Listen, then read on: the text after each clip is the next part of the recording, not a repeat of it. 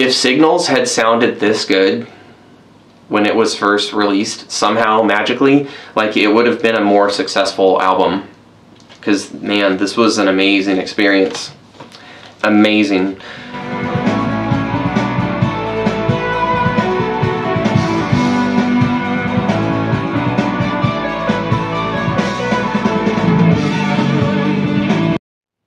Thanks for joining me on Life in Surround, and welcome to my review of the 40th Anniversary Deluxe Box Set Edition of Signals by Rush.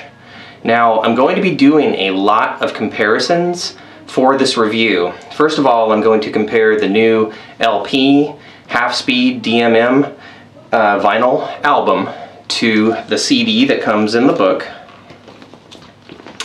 And then I'm going to be comparing both to the high-resolution lossless stereo mix that comes on the Blu-ray.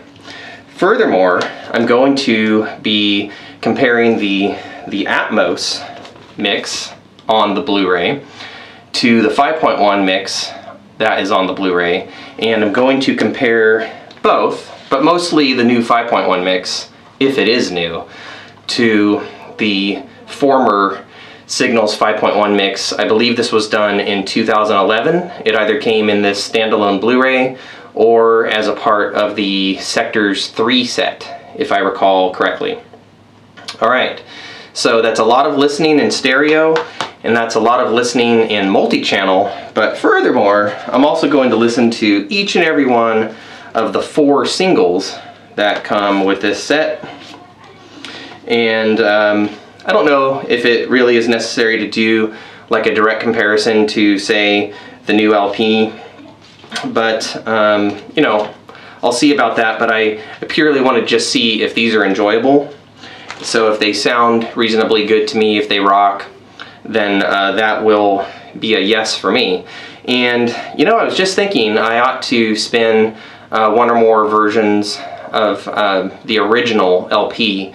I have a few copies, so I'm going to be doing a lot of comparisons. I think it's very important to people to know if sonically they are looking at an upgrade if they invest in this set, one way or another. Stereo, 5.1, Atmos.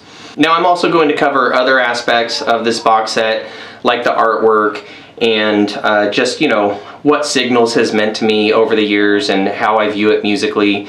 This could be, you know, a longer view, so I appreciate if you stick with me, watch all the way through to the end. It helps this channel. And if you like what I do, don't forget to like my videos, subscribe, ring the notification bell, particularly since I cover a lot of music news. So if something is exciting to me and gets me fired up, I generally try to get you news about that day or as soon as possible. So it's important to click the notification button. I really appreciate it. I'm going to get to a whole heck of a lot of listening myself, and then I'm going to be back to share the experience with you. I hope you all are enjoying the 40th anniversary release of Signals in one way or another.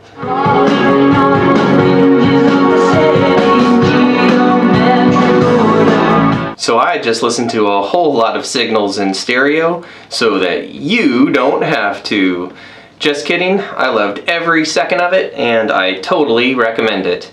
So I started off with my 1982 Ha Pa USA pressing.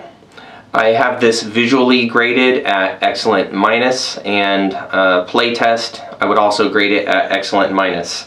So a tiny bit of noise just during the real quiet part, and once the song got rockin', it was essentially silent. I chose the song The Weapon to compare a bunch of different versions to, and my rationale is that it is a side opener, so I didn't have to worry about where to drop my stylus to try to catch the beginning of a song. And also, The Weapon is really quirky and it has a lot of dynamics going on. It's got atmospheric passages, it's got some fairly rockin' passages, especially coming out of the guitar solo passage, has some great drum energy. It's got a blend of acoustic and electronic elements. It's got some, in my opinion, some challenging music to master and to kind of make the whole thing hold together. So I feel like the version that can make the weapon shine the best is probably going to be the version for me. Alright, so this was a nice listen. I would say I find it just a little bit indistinct in its bottom end and a little rolled off in the top end, like we could expect from a lot of 80s LPs. It is a whopping 230 grams, so take that, current audiophile records being at 180 most of the time. And yeah, this has the original inner, so you get to see the guys all digitized. And if you watched my unboxing, you'll know that there's lenticular pictures in the deluxe box where you get to see the original photo, and then like you turn it and it turns into the digital photo. So pretty cool. Alright, so I really like my early USA pressing. It's pretty good. Alright, so then I moved on to a 1982 West German Atomic label CD. This does have a fairly gentle mastering in terms of the dynamics. It is not dynamically compressed at all, or maybe not that much. It certainly isn't brick-walled. It has lots of breathing room. The problem here is that it's just a bit crispy in the upper end. I think perhaps that the DACs available at the time just were not that great and, you know, had some room for improvement. But it's nice and dynamic. It has decent bottom end punch, and it's a pretty nice listen, and it's nostalgic for me. You know, I grew up on these Atomic CDs. Alright, so next, still in the CD realm of things, I listened to my Mobile Fidelity Sound Lab CD. I love these things because they have the little pop-up tray. That was just fascinating when I was a teenager. Anyway, this is a bit better listening experience than the West German Atomic.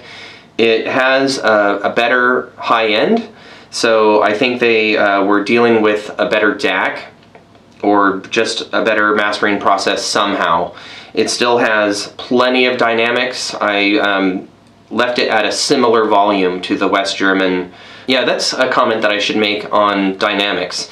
So what I've done for each of these different versions is I started my volume attenuator at just 50%, which is usually a decent entry listening level for me.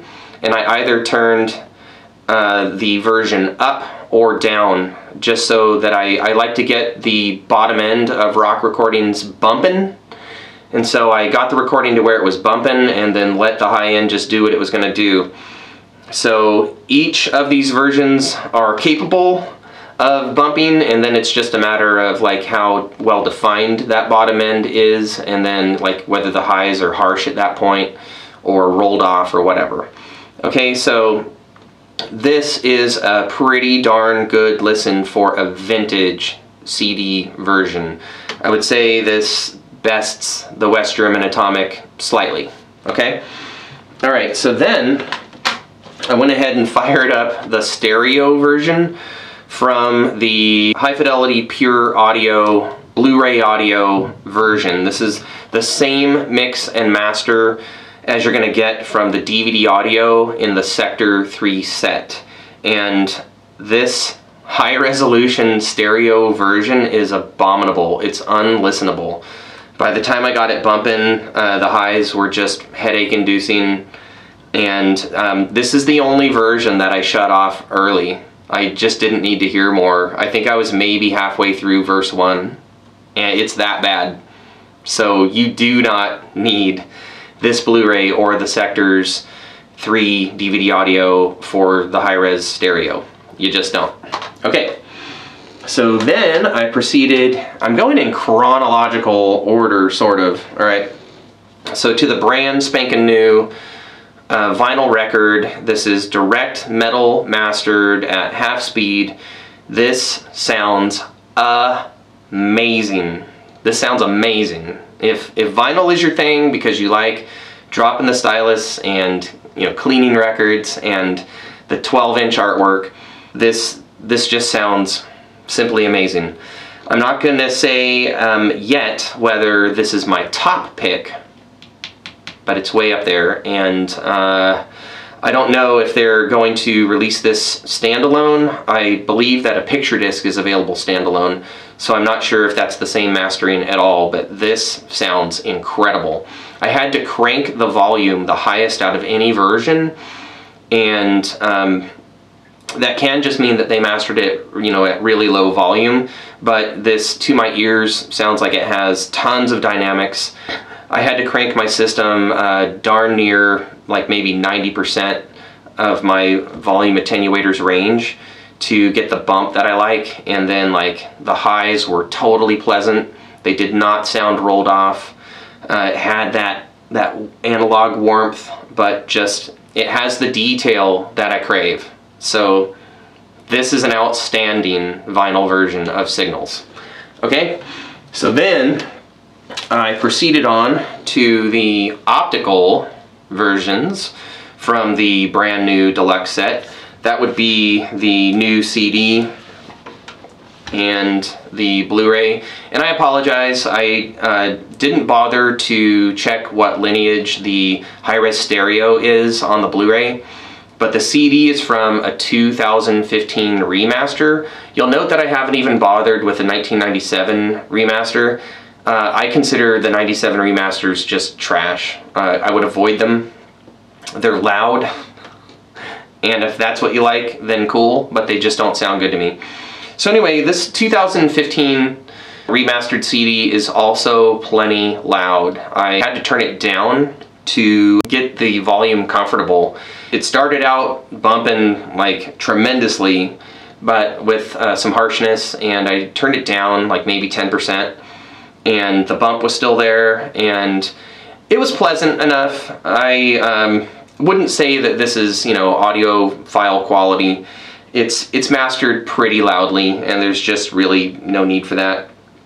To get the kind of volume that we're talking about here, you have to sacrifice some dynamic range. Alright, and so then I fired up the high-res stereo from the Blu-ray, and it sounds great. And if it weren't for another digital version, I would say that this high-res stereo on the Blu-ray would probably be my preferred version, especially since the visualizer is kind of fun. You see the dog peeing on the Facebook symbol, and my son really liked it. It's a scrolling image, so he kept waiting for the dog to come back.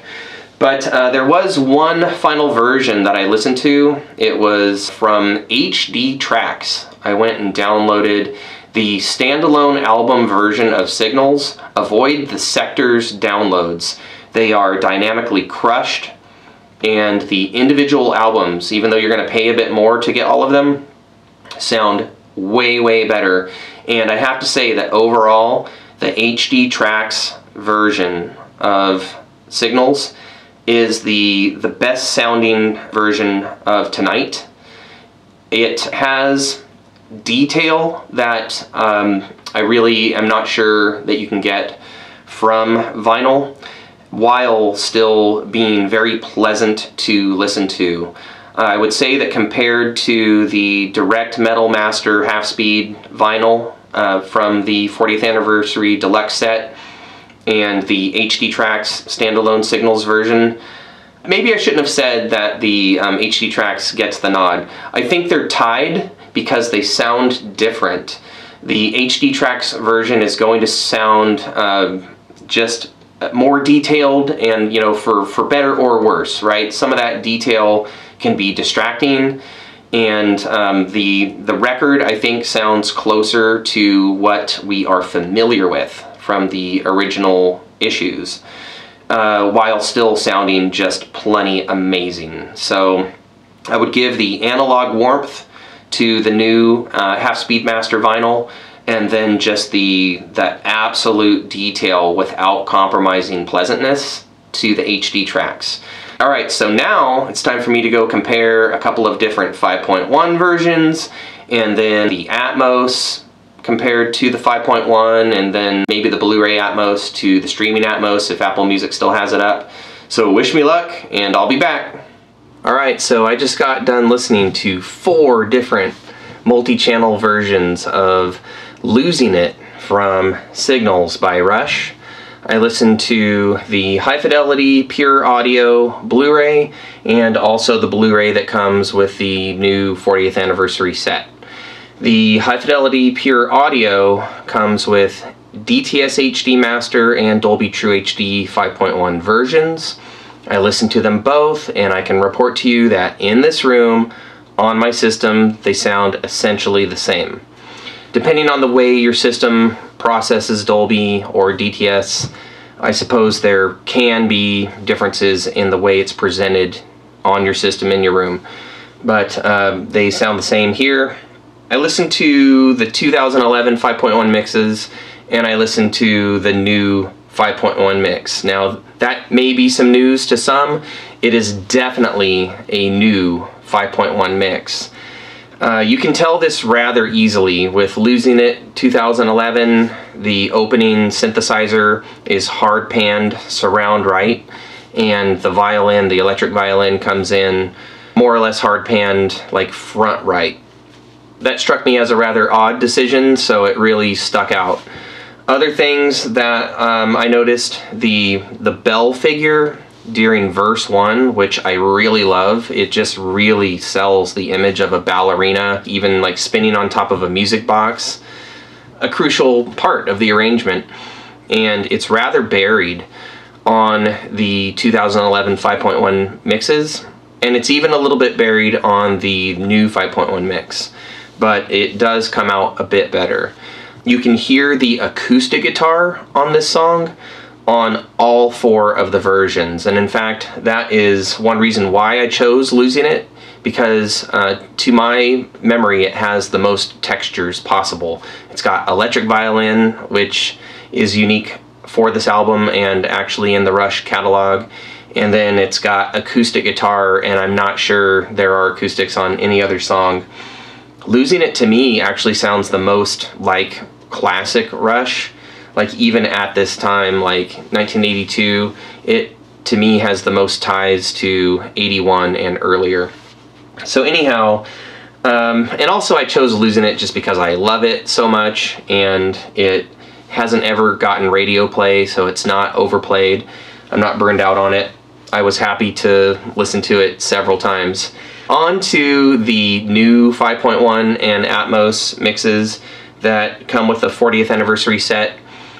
They are superior. They're both superior to the 2011 versions.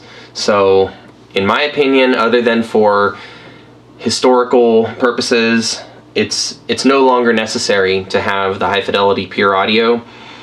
And if you're not in love with the CDs that come with Sector 3, it's not essential to have that either. In my opinion, the multi-channel versions in the 40th anniversary are the best. Now, so what's better, the 5.1 or the Atmos? Well, the answer is the Atmos, and I'll give one example. In the 5.1, you hear the aforementioned acoustic guitar coming from surround left, and it feels more or less isolated there.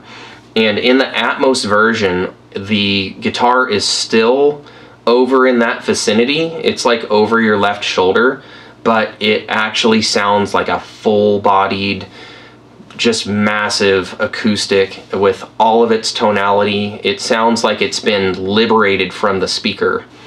And so that was one thing that really stuck out to me. And then also the bell figure in verse 1 is just about where I would have it in terms of presence. I could maybe even do with a little bit more, but it doesn't sound buried. It sounds respected. It sounds like it is, you know, a proper part of the arrangement. The electric violin benefits very, very much from the Atmos mix. It is where it just sounds the most pleasant to me. It sounded a little bit grainy for the 2011 versions, and then it just has this vibrance in the Atmos. The panning behaves the same way from 5.1 to Atmos.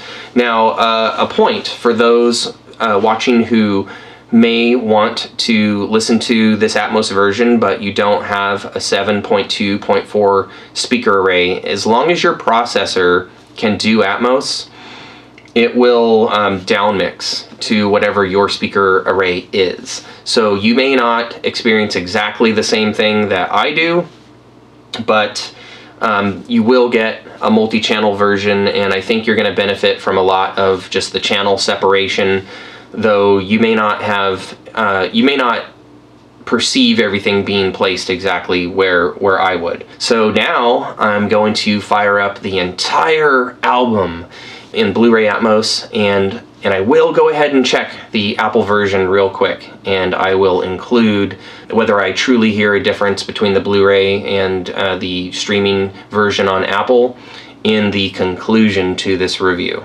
Okay, so stay tuned, I'll be back. You want to know what I think about the Atmos mix of signals by Rush, especially on the Blu-ray? I love this mix. This mix is amazing. And yes, I did compare the Atmos streaming up on Apple Music with the Atmos Blu-ray. I listened to Losing It in both cases, and both are enjoyable experiences, but there's simply more definition, especially in the bottom end on the Blu-ray. So if streaming an album like, you know, Megadeth's Rest in Peace, just something that's a desert island album for me, is my only option, it is enjoyable, I will always support the Blu-ray release though. Okay, so record companies, you have people who want to buy Blu-rays, okay? So make some money. All right, so I love this mix. This may be the best rock Atmos mix I have ever heard in my entire life. If you want to hear absolutely every instrument that is on Signals by Rush, and to hear it in such detail that you can even like begin to hear what brand it is, like a Fender guitar or a Gibson, an Oberheim keyboard or a Moog, a Steinberger bass or a Rickenbacker, an acoustic drum or an electronic drum. This mix sounds so good. It sounds like Rush is in the room with you. You are just absolutely immersed by keyboards, with the drums up in the front of the room primarily, but doing some very playful things, sometimes especially a hi-hat figure during the weapon. And they're not locked up in the front of the room, it's just they favor the front. Like Neil's kit is set up, you know, right in the front center of the room, and Geddy's bass is locked down the middle. Lead vocal is up front and centered, and just sounds so amazingly real and natural. It sounds like Geddy's singing the song to you in your room.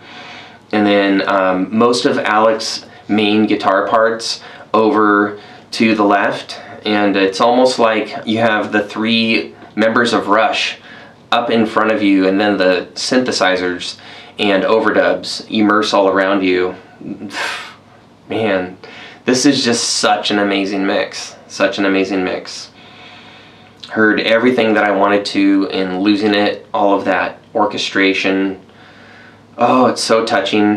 You hear 3 bells in the middle of Losing It now. I thought there were only 2, but there are 3, and I have to believe that that's one toll for each member of Rush.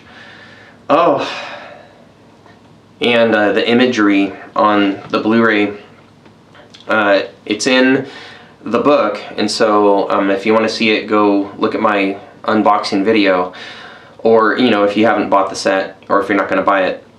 And I don't blame you if you don't. This set is so overpriced. It's so overpriced. You and me, please, come on. Please treat us fans better. You know, I get it. It's all but confirmed now that Rush somehow didn't record any live material for the New World Tour. That's just sad, but at least, you know, us hardcores have our boots. The book is just beautiful. Again, go check it out in the unboxing. I'm gonna have fun spinning the 7-inch 45 RPM singles. I already listened to the Weapon because I wanted to compare it to, you know, the other preferred versions that I have sitting around. You get 4 7-inch 45 RPM singles, The Weapon, Subdivisions, Countdown, New World Man. Yeah, and I listened to The Weapon and it sounds great. It sounds great. Actually, if like if the album sounded that good, I would be pretty happy. But the album proper on the half-speed master DMM vinyl pressing, whew, man, that just sounds so good. Signals is such a special album. Such a special album. I have actually grown to love it more than Moving Pictures. And I love Moving Pictures a lot, but Signals just connects with me on an entirely different level.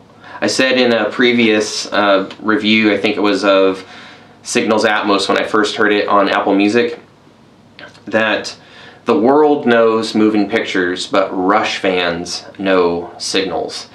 And, oh man, that Atmos mix just blew my mind tonight. It's like I know every instrument in every section, and the orchestration is so lush. It's so awesome. If Signals had sounded this good when it was first released, somehow magically, like, it would have been a more successful album. Because, man, this was an amazing experience. Amazing. Subdivisions, you know, became a bit of a radio staple even to this day. It was definitely a live favorite. It has an iconic, to me, video that just really perfectly describes the 80s. You know, it's about alienation and being a geek in suburbia, you know, so, I mean, I totally identify. The Analog Kid rocks so hard. It rocks so hard. I think it rocks harder than anything on Moving Pictures. Man, oh man, it just shreds. And then it has those just lush atmospheric breaks. Some of Lurk's most blazing riffs ever. Analog Kid and that solo, oh my gosh, one of his top solos. And then you have Chemistry, which is just such a nerdy song. It's so awesome. It's nerd rock.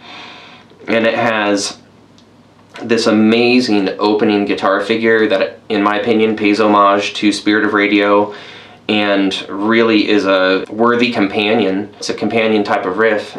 It's just awesome. Swirls around the room in Atmos.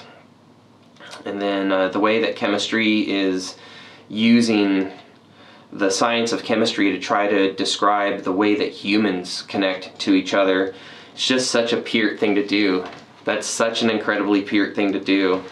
And one of Alex's most, in my opinion, emotional guitar solos in this song. It starts out kind of like following bits and pieces of the melody and stuff, but then it really gets going, and I always feel like it's gonna let up and kind of just been nice, but not just like amazing, but then it keeps going, and it hits these emotional heights.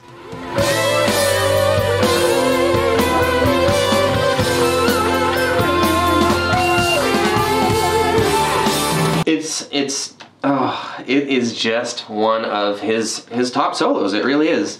You have the experimentation of the next two songs, Digital Man and The Weapon, just giving this album this really, really, really highly unique quality of just being just so quirky, yet very relatable, very relatable. And you get New World Man, which, I mean, the Atmos mix is so good. You want to hear every double kick figure and every hi-hat figure from Peart and just perfectly like get into these grooves, like to just know exactly what Peart's playing all the time, exactly what Geddy's playing all the time, exactly what Alex is playing all the time, exactly what all of the keys and the Taurus pedals and the sequencers and all of the sound effects, and just miss nothing. I'm convinced that we are missing nothing that is on the master tapes. Like, it has been revealed, because you can just hear every part of the album all the time from start to finish. It's just astonishing. It's just astonishing. and it just shows just how masterful this record is. The better it sounds, the better it gets. So man, I'm just in love. Listening in stereo last night and reading along in the book just made me feel as deeply connected to this album as I ever have. I want this to sell out so that we get Grace Under Pressure. But please, please, please include everything that fans would really want for Grace Under Pressure, and price it fairly. You'll sell out, and then you'll have to do a second, printing. So give yourself that good problem, okay? Now, Grace Under Pressure. Come on, please at least include a restored Grace Under Pressure tour video. Make sure it's high definition and as best quality audio if the master tapes exist. Let's go multi-channel, 5.1, Atmos. Give us a perfect Grace Under Pressure box set. That is a lot of Rush fans' favorite album, and it's up there for me. It's up there for me. I hold Signals, Grace Under Pressure, and Power Windows as like a holy triumvirate. I mean, that it's the mastery of their synthesizer period, and I hope we get Grace Under Pressure and Power Windows. I'll throw a challenge out there. If Richard Chicky or anyone else, using Atmos can make Roll the Bones sound as good as this, they may finally get me to fall in love with Roll the Bones. I really don't like it very much, and it absolutely needs a remix. And if it sounded this good where I could like hear everything, I may understand better like the grooves, and just really, I want to fall in love with Roll the Bones. I don't like disliking Rush songs, but the mix matters. The mix matters. Like I said, I bet if Signal sounded this good when it first came out, it would have been a smash. And it still did great. And it's a fan favorite, and it's my favorite, tied with Permanent Waves. I think I'm gonna hold on to this. I haven't listened to all the singles yet, and I'm gonna have some fun doing that. I really, really, really adore the Count Floyd intro to the Weapon radio edit.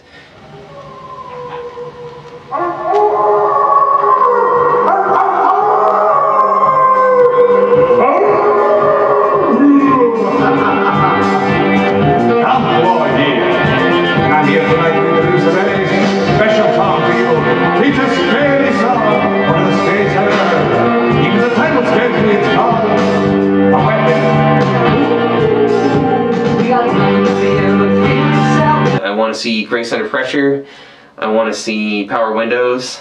Come on, if the master tapes exist, Caress of Steel. Come on. Do you really think that if you did Caress of Steel justice in a deluxe edition that it wouldn't absolutely sell out? Like, hardcore Rush fans love Caress of Steel, and I am one of them.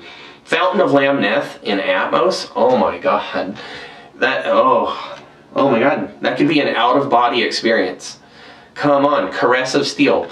I hope everyone out there is also enjoying the 41st anniversary of Signals. Whether you've picked up this set or not, whether you intend to or not, or whether you go for like one of the other items that commemorates the 40th anniversary, like I think there's a picture disc. I hope everybody's just enjoying Signals, and anybody out there who realizes like how amazing it is, and I want you to drop a comment. So I have a Desert Island disc that's been just perfectly done. Perfectly done. How many of us have how many Desert Island discs that have just been absolutely knocked out of the park? Couldn't ask for anything more multi-channel experience. Alright, well, I appreciate you watching. If you like what I do, don't forget to like this video, subscribe, ring the notification bell. I do a lot of videos as close to real time as possible for important music and especially multi-channel music news. So that's what's important about the bell. Leave your comments. It all helps support this channel, and this channel is meant to spread the enjoyment and the love of wonderful music, because music is just such an important part of my life. It's just so healing, it's so enjoyable. It's just one of the most amazing things I believe that we can experience in this life is great music. So anyway, I appreciate you, and until next time, live life in surround.